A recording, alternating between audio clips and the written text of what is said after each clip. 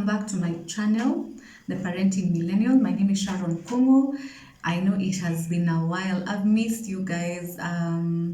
Thank you so much for watching once more. For those who have subscribed, thank you. I really appreciate your support and I look forward to interacting with you guys more. I don't know how you guys have been since the last time we had a chat, but I've been okay and my family is fine and we thank God. So last time when we talked, we were looking at parenting through marital conflict and how when you and your spouse are having issues, it can affect the way you raise your children. And I hope you guys got a few ideas on how to deal with issues in your marriage and at the same time parent and still make sure that you're giving your children the best. Please forgive the noise this evening. It is around 8 p.m. I'm filming very late, so there's a lot of activity in the house. So yeah, just forgive the noise and hope that even as we discuss that God will lead us to have a fruitful discussion and that we shall all gain something. I'm also appreciating your comments and your questions and your requests. I'm really liking the way you guys are interactive. Please continue. It really motivates me and it really teaches me, like even the tips on how to do better videos and such things. I'm really appreciating it. So positive feedback, even negative feedback is good because that's how we learn. So please feel free to just comment down below if you think there's a topic you would like us to discuss, because as much as I'm the one who's talking, I get a lot of pointers from you guys in the background. On my Instagram page, we've been, which is also The Parenting Millennial, we've been discussing a lot about teaching our children to be emotionally aware and capable so that they're able to handle their emotions. I didn't want to use the word intelligent because I think it's a matter of them handling their emotions in a capable way, both negative and positive. And I don't know, maybe emotional intelligence also is also an appropriate word to use. However, I did get the definition for emotional intelligence. So that's the topic for today. I hope I mentioned that. Raising emotionally intelligent / capable children. So the definition, the dictionary definition of emotional intelligence, it is the ability to understand, use, and manage your own emotions in positive ways, to relieve stress, communicate effectively, empathize with others, overcome challenges, and diffuse conflict. Basically, that's the definition from the dictionary. So if we are able to manage our emotions intelligently or in a capable manner, we are able to relieve stress, we are able to communicate effectively, we are able to empathize with others, we are able to overcome challenges, and we are able to diffuse conflict. So basically, teaching your children how to express their emotions in a capable way is teaching them how to handle with daily issues that will affect them even now in their childhood, because as much as their children, they also have their own stresses, and also when they are older. Yeah, so how do our children learn? How do they learn how to be emotionally intelligent? I think depending on their personalities, we are all born with a specific personality that predisposes us to the way we act. Some children are strong-willed, others are compliant, so it depends on what kind of personality your child has. But I feel like most of the time they take their social cues and their emotional cues from us, their parents, by watching how we react to different situations and how we respond to social stimuli. for lack of a better word. So the way you react and the way you respond to different situations shows your child how to deal with different emotions. For example, anger, because I think that's the most, that's one of the negative ones.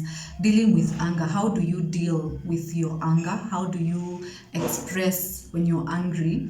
And this is also in relation to marital conflict, and that's why I was saying in the previous chat we had that it is important to really try and be calm even when you're angry, so that you teach your children that there's always a positive way of doing something. You know, even when you're angry, it is not the anger that is bad, it is the way you express and what you do when you're angry. Anger is good, honestly, anger is good, and at any given point you shouldn't make your child feel like they're doing something wrong because they're angry, or they're doing something wrong because they're screaming or crying.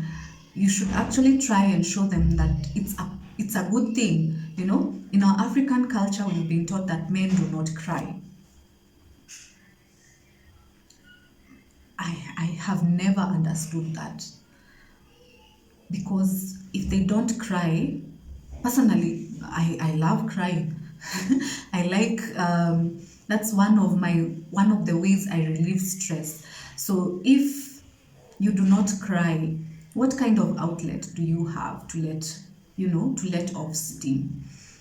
I hope it's a good one, because if you're not crying, you need to find something else. Maybe you can run. There are people who like running just to relieve stress. Others like reading or drinking. It depends. But then you see some of these responses to our emotions are very negative, and they lead into something else that is not really good, you know. So our children take their emotional cues from us. So I think it's important to allow them to experience, if it's an emotion of anger, teach them how to express their anger in a positive way. And the only way you can do that, it is not an instant thing, it is a step-by-step process.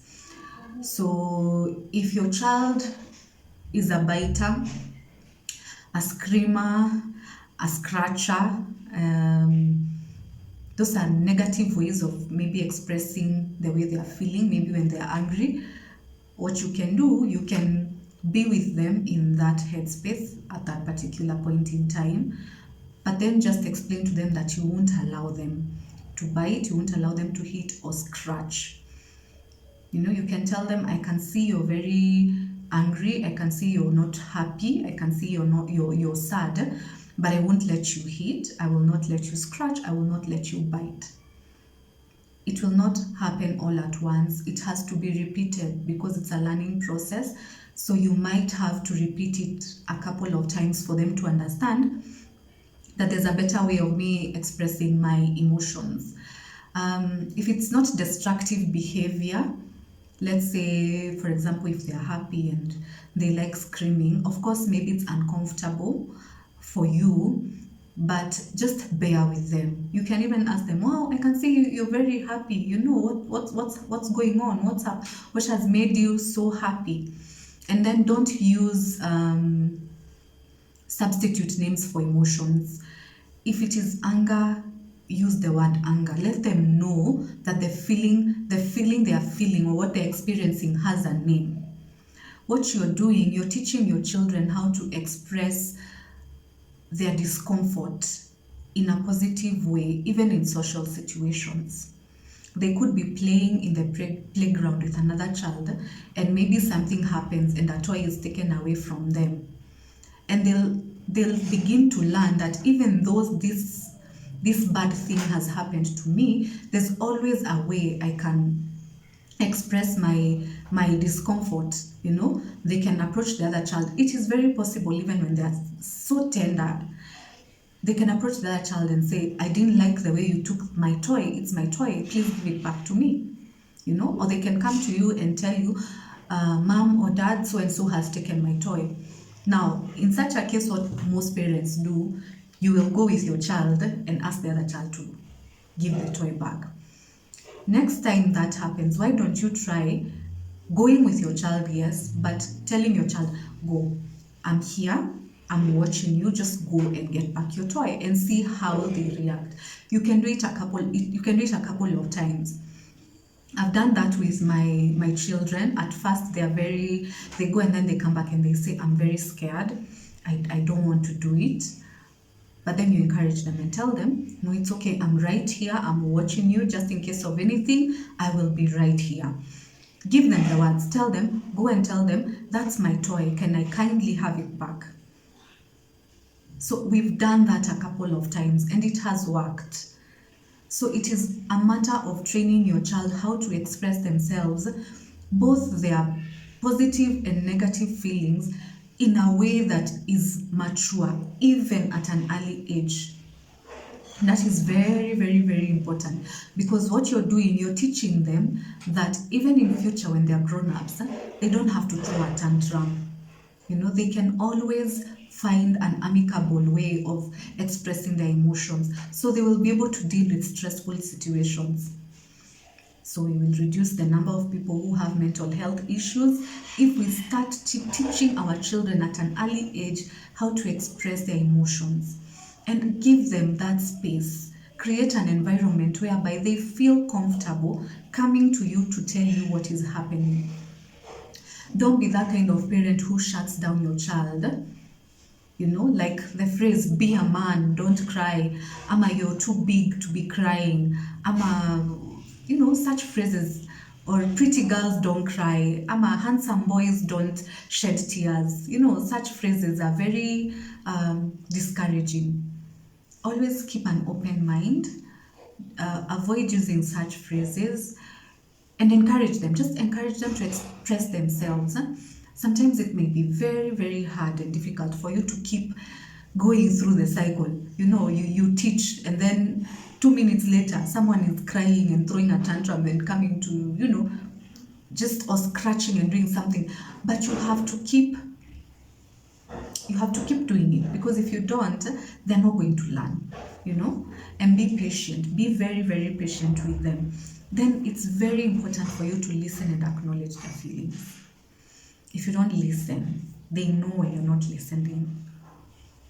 So when your child comes to you with an issue that is disturbing them, stop whatever you're doing, get down to their level, listen and acknowledge. By acknowledging, you can acknowledge in the sense that you can say, I hear you, I can see you're not happy, and I'm here for you. Don't try and demystify what they are feeling. You can even ask them, how did that make you feel? How did that boy make you feel when he took your toy? Let them express themselves, okay? So in terms of, because we do this a lot with my boys when they're fighting, you'll find one will do something wrong and then the other one will come and tell on them. So I'll call both of them and I'll say, for example, Kambo, Kumu is complaining that you did something. You hurt his feelings. What happened? So you listen. You teach them how to just get to the root cause of whatever is making them angry. And then you don't tell them, personally I don't tell them to apologize. So I ask them, if someone has said, yes, I hit him by mistake, so I'll go, so do you think that is nice? And they'll go like, no. Okay, so if it were you, what would you like him to do? And the other person will go, I'd like him to apologize. So I'll ask them then, what do you think you should do in this case? And then they'll go, I think it's important for me to apologize. Okay, and then I'm, okay, then go ahead and apologize. And they'll apologize and make up. But then you're not in a position to make them do anything. That is not going to help them learn. Use these moments to help them learn how to deal with their emotions, how to apologize, how to demystify whatever is happening, whatever they are feeling. So I've realized that with time, when they're angry, they will know. Even the way they express it they'll come and say, Mama, so and so made me feel sad. That's the language they use. So and so made me feel sad. So and so made me feel angry. So and so did not make me feel nice. And then I'll ask them what happened, and just allow them to explain. Sometimes it might be so tiring to just listen to them and what they have to say, but then you're giving them the space. Imagine you're creating a platform whereby in future, if anything were to happen, they will have a safe space for them to come and tell you how they are feeling. Then also encourage them and reassure them verbally, reassure them that you're there for them and that you are willing to listen if they are having any issues or if there's something that is disturbing them. You're there and you're willing to listen. Just the verbal confirmation, not even just you confirming that even though there's no issue at this point in time, if there ever was, I am here and I'm available to listen. That really reassures them and reaffirms the fact that you love them. Also tell them you love them. What that does is that it makes them feel safe, it makes them feel secure, knowing that you are there for them and that in case of anything, they can come to you and talk about it. Then if you have a habit of telling your children to keep quiet when they are crying, when they're screaming because of something, just I think it's good to just stop and allow them to go through the emotions. It would be very therapy. It's a kind of therapy for them. Just be there, but don't offer any. Don't tell them off, because the moment you do that, it really shuts a door. And you see what you're doing, you're not only creating a safe space for them now, it's for even when they are older. And that's why you'll find most people are really suffering quietly, because we were taught how not to express our emotions. It is wrong to cry. It is wrong to say you're not okay. And that's why you'll find when someone asks you, how are you doing? You'll be like, I'm good, I'm fine. And maybe you're not, deep down inside, there's an issue you're going through, but because we were taught that we need to be so strong and so put together, you cannot express yourself in a way that will show your weaknesses. It helps build character, because as much as book education, I don't know, I forget the word, but as much as we need to be book smart, we also need to be emotionally intelligent. Social intelligence is also important. This makes someone whole, so that you're able to deal with stressful work situations when you're older. That is for the children. You're able to deal with lack of finances, because these are things that happen, or maybe failing an exam when they're in school, being dumped by a girlfriend or something, or a boyfriend. We reduce the number of suicidal tendencies and cases we've been hearing of children who've killed themselves, maybe because they failed their KCPE. These are things that can be avoided just by providing a platform for your child to express their emotions and teaching them how to do it. There's a book I've been reading. I've been reading a book called Parenting Isn't for Cowards by Dr. James Dobson. It's a very nice book. I'll write the name in the description below, so that whoever would like to get it can get it. It's a book that shows you how to deal with such stressful situations and to demystify your children's character, so that you know how to handle them and what you need to do to make them stronger. And parenting is hard work. And anything good needs a lot of effort. So we need to put in the effort that is required to raise these children. There's no other way we can do it. We need to research, we need to learn, we need to try. It's a trial and error kind of thing, unfortunately. But the important thing is not to give up and to join such communities like now the Parenting Millennial, whereby you have other parents who have questions and who would like to raise their children and make them, better. Personally, I would love it if my children turned out better than I did. I would be so proud. Actually, if I never achieve anything else in life, but I raise my children and in my old age I am proud and say I raised good children. Good is relative. I don't know what your definition of good is. Everyone has their own definition. But I would like to see my child being able to express themselves, even when the times are tough, they're able to handle the pressure, they're able to just go through life without wanting to kill themselves, just such things. If I never achieve anything else in life, at least I'll say I tried and I did my best to give them and to pave a way for them in life whereby they are not struggling and grasping at straws left, right, and center. Yeah, so I know today's vlog has been a little long, but it's because it's been a while since I have sat to do one. And I hope that you guys are going to continue subscribing. Please share the videos, like, watch.